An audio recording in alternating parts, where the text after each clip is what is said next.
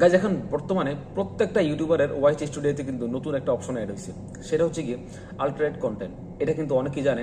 So অনেকে কিন্তু এটা জানে না যে আসলে এখানে কিন্তু দুটো অপশন দেওয়া আছে, একটা হচ্ছে ইয়েস, একটা হচ্ছে নো। অনেকে কিন্তু এটা এখনো জানেই না যে আসলে কোনটা আমি আমার ভিডিওতে সিলেক্ট করবো, ইয়েস নাকি নো। কোনো ব্যাপার না, আপনি এই ভিডিওটা পুরো দেখবেন, খুব সিম্পল ভাবে আপনাদেরকে বোঝানোর চেষ্টা করবো আমি। আশা করি অল্প সময়ের ভিতরে আপনারা বুঝে যাবেন আসলে এটা কেন দিয়েছে আর এটা কি। আর আরেকটা কথা ইউটিউব কিন্তু ক্লিয়ার করে বলে দিচ্ছে যে আপনাকে আপনার ভিডিওতে কিন্তু সিলেক্ট করতেই হবে ইয়েস বা নো। আপনি যদি উল্টো পাল্টাও সিলেক্ট করেন আন্দাজি, মানে আপনার আন্দাজ থেকে যদি সিলেক্ট করেন, না বুঝে না শুনে, তাহলে কিন্তু আপনার চ্যানেলটা টার্মিনেট করে দিতে পারে ইউটিউব। এটা কিন্তু ক্লিয়ারলি ওরা বলে দিচ্ছে। সো দেওয়ার আগে কিন্তু ইয়েস না বা নো দেওয়ার আগে কিন্তু আপনাকে অবশ্যই বুঝতে হবে যে আসলে এটা কি, এটা কেন দিচ্ছে, আর এটাকে কি সিলেক্ট করতে হবে, ইয়েস নাকি নো। সো আমি সবার আগে আপনাকে বলে দিই, আপনি যদি আমার চ্যানেলে নতুন হন তাহলে কিন্তু অবশ্যই চ্যানেলটা সাবস্ক্রাইব করবেন, ভিডিওটা লাইক করে দেবেন, ঠিক আছে।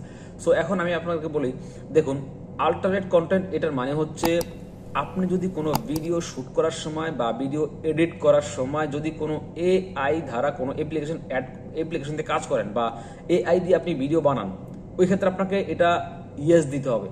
আমি আবার বলি, এআই হচ্ছে কিন্তু অনলাইনে বর্তমানে অনেক ডেভেলপার একটা অপশন, এটা দিয়ে কিন্তু অনেকে ভিডিও বানায়। আপনি ইউটিউবে হয়তো অনেক দেখতেও পারেন, দেখেন যে অনেকে মানুষ থেকে পাখি হয়ে যায়, পাখি থেকে এটা করে যায়, এগুলো হচ্ছে অনলাইনে ভিডিও এআই দিয়ে বানায় যারা আর কি তারা।